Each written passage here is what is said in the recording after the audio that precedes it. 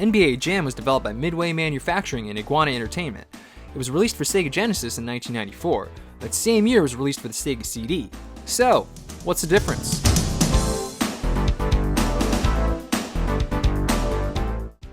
Even though there's not much that's different between these games, the first difference you'll notice is the sound. The soundtrack was given an upgrade on the Sega CD.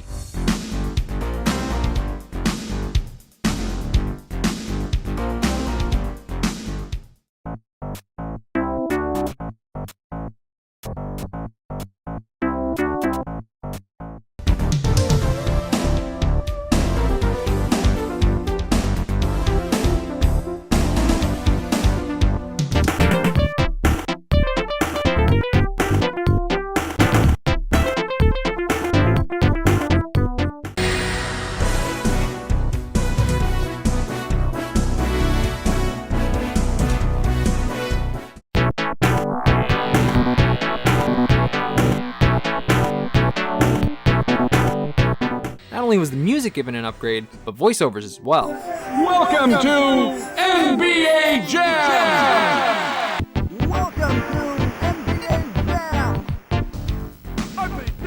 Heating up! He's heating up!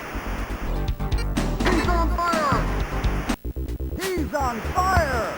And there's more of them on Sega CD. Tonight's matchup, Bulls versus Mavericks. NBA Jam halftime report. Altitude with an attitude. Another difference is the halftime report. On Genesis, it's always the same videos. The Sega CD not only takes advantage of the full motion video, but it changes the halftime report videos depending on your team. Another noticeable change is the roster. Many players have been swapped in the Sega CD game. The most notable character missing from Sega CD is Charles Barkley. Midway lost the rights to his likeness due to Accolade making Barkley shut up and jam. The last major difference between the games is the hidden characters. The Genesis has 12, while the Sega CD game has 28. Sega CD has all the hidden characters from the Genesis, except Scruff. Sorry, Scruff. But the Sega CD game does have more developers, and it also has 3 dinosaurs. So if you ever wanted to slam dunk as a Velociraptor, here you go. There are, of course, loading times. They occur between each quarter, but that's expected of these Sega CD games. And it's still loading. So, is it worth it? It's close, but I'd say yes.